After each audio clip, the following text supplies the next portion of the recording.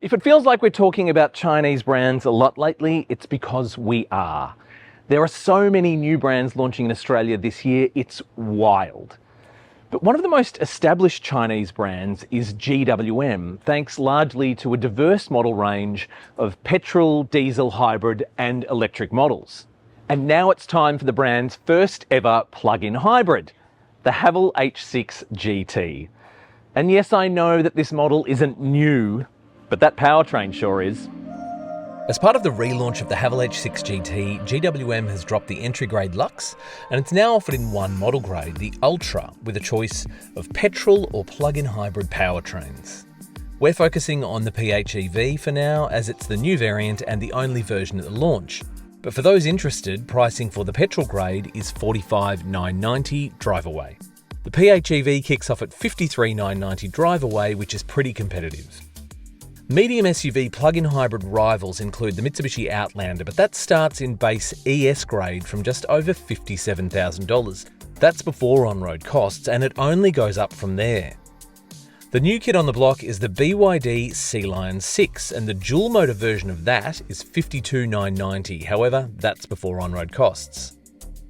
Just some of the standard gear in the Haval H6 GT includes 19-inch alloy wheels, powered tailgate, synthetic leather and suede upholstery on heated power adjust seats, a panoramic sunroof, push-button start, 8-speaker sound system, keyless entry, a wireless smartphone charger, heated steering wheel, heated door mirrors and a head-up display. It's an impressive list that just keeps going, so check the written review at carsguide.com.au for more details. So as mentioned, this car is not brand new. It's been around since about mid-2022. But late in 2024, it got a little bit of a makeover, and that included some cool new tail lights that have gone a little bit smoky and dark, and some new badging as well. But of course, the big change for 2025 is that powertrain, and we'll get to that in a minute. In terms of the rest of the design, I'm not a gigantic fan of a coupe-style SUV. And even if you look at the GWM lineup itself, I actually think that the regular H6 SUV looks a lot more handsome than this. This is not my style. It's a little bit ostentatious. I get it. Design is subjective. A lot of people like this. There's a lot of them on the roads. I'm just not one of them. So again, no changes to the design of the interior, and I feel like the cabin of the H6 GT could be best described as fussy minimalism. You've got some minimal elements like the instrument binnacle here, which is quite small and doesn't have a cowl or anything like that, but there's a lot of lines and a lot of different materials, so there's quite a lot to look at. It's not unappealing, I don't mind it. I wouldn't say it's class leading, but there's some nice materials, and it's overall a pretty nice place to sit and look at. Okay, let's talk practicality. There's some positives and negatives and in-betweens in the cabin of the H6 GT. First of all, you're sitting up quite high in this car, which is not necessarily a bad thing. The other thing that's sitting up quite high is this enormously chunky center console. So it's a little bit too wide and thick for my liking, and my knee kept hitting this arm here, and it also did the same when I was a passenger. So I think that they're going for a bit of a sports car vibe in here. I get that, but I think this has gone just a little bit too far. The one thing it does do well though, you've got a wireless charging port here, but you've also got a neat little tray under here for additional storage. And storage is something this car does really well. So this bin here is quite deep and quite wide and hides a lot of things. The glove box is quite a decent size. And what I'm really impressed with is the door space, because you can fit, well, not just one bottle, you can fit multiple bottles of varying sizes, and there's all this space for other stuff as well in the door cavities. So I think they've done a great job on that front. These seats are quite cushy and offer probably just enough support, but they could do with a bit more under thigh support, like the length. I feel like my legs need a little bit more, but they're not bad, and on a road trip, I think you'll be fine. So for charging, beyond the wireless pad here, you've got two USB-A ports, one on this side, the driver's side, and that's just for charging. But if you want to plug in for Apple CarPlay, Android Auto, that's on this side. So it's a little bit clunky on that front. I tell you what, GWM has come a long way when it comes to in-car tech, specifically the multimedia setup. This is actually a really simple system to use. There's a number of different configurations and that kind of thing, and you've got to work your way through the menu. It's the same as literally any new car at the moment, but I like the functionality of this thing. You can swipe down, you can swipe across, there's home screen, of course, there's icons. It's kind of visually appealing, and I think they've done a pretty solid job on this. All right, so I'm sat in the rear seat behind my 184 centimetre driving position. I have more than enough room. This is technically a mid-size SUV, I think, but there's plenty of space for family in here. Lots of tow room. See how much knee room I've got, a lot of that. And what's impressive is this is a coupe-style SUV, which famously doesn't have a lot of headroom usually in a lot of other models, but there is acres of headroom here, even with this massive panoramic sunroof. So a lot of space and a lot of comfort. I think there's not a huge amount of support on the bottom of these seats. I don't think that's hugely a problem for a family SUV, but the backrests are really quite cushy. So nice job on that front. Of course, you've got your ISOFIX points on the outboard seats. In the middle here, the fold down with your requisite little cup holders. And other amenities, you've got the map pockets on both sides. There's not much of a transmission tunnel here, so the middle seat is not an afterthought. And of course, you've got air vents in the middle. You've got two USB-A ports here, so one to remember that it's A. And bottle storage, not as good as up front. It's kind of a bit clunky here in the back. However, there's very little to complain about. I think kids, family members, older people, whoever you're going to put in the back, I think they should be pretty happy.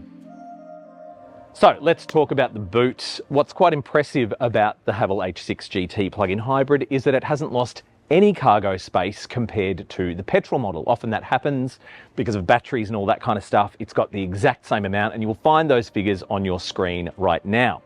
What it does miss out on, however, is a temporary spare wheel. You get a tyre repair kit only, which isn't great, but there just isn't room for it here in the boot. The H6 GT plug-in hybrid comes with a 1.5 litre turbocharged petrol engine and two electric motors, one on each axle. This means the GT is all-wheel drive, and it comes with a 2-speed transmission.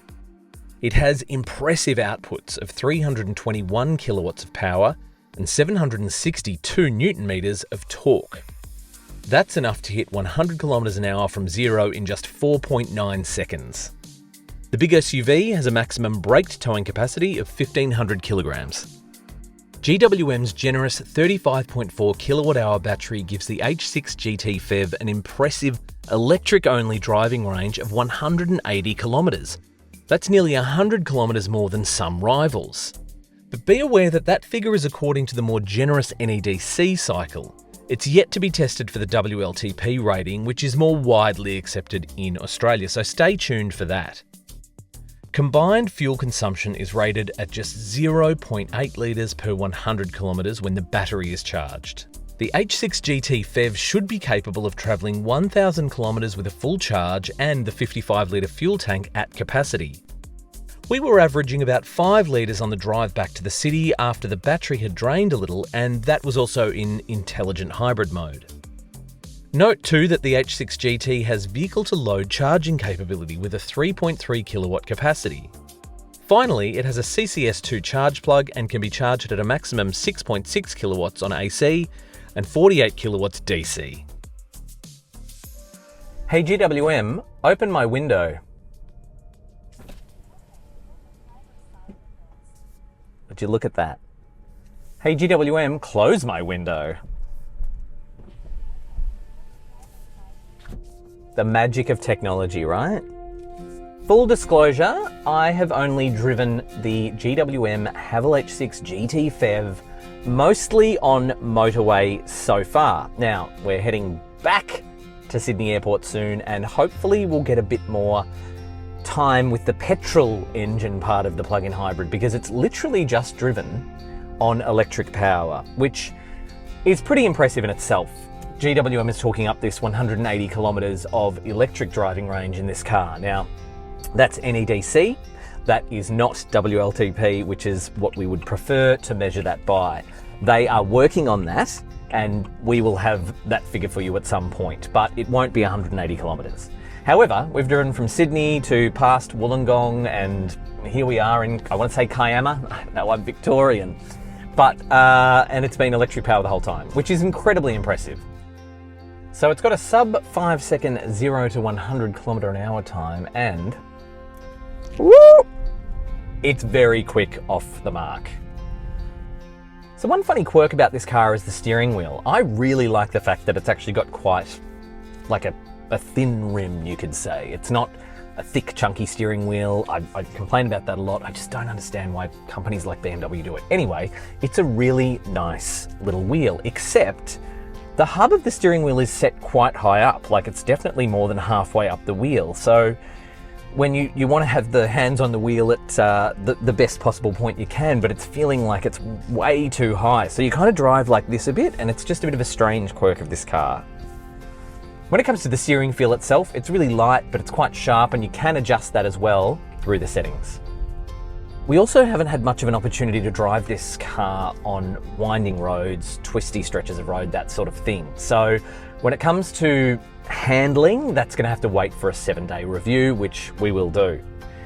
On that, that's also going to help us determine really how efficient this car is. It's always hard to do that on a media launch, and particularly given the petrol engine hasn't kicked in yet, a plug-in hybrid is going to benefit much more from a longer loan that we can then talk about in a full review. So wait for that on carsguide.com.au, of course.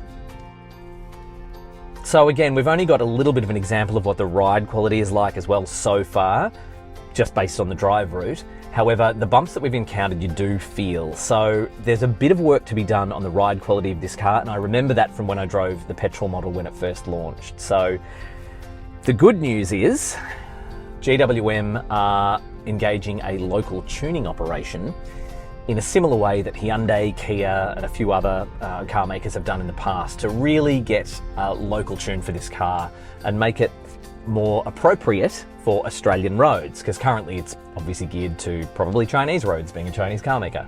So I think that's going to result in big improvements to the model range, but probably not for a little while yet. The Haval H6 GT is not yet rated for crash safety by ANCAP, but GWM is waiting on a result.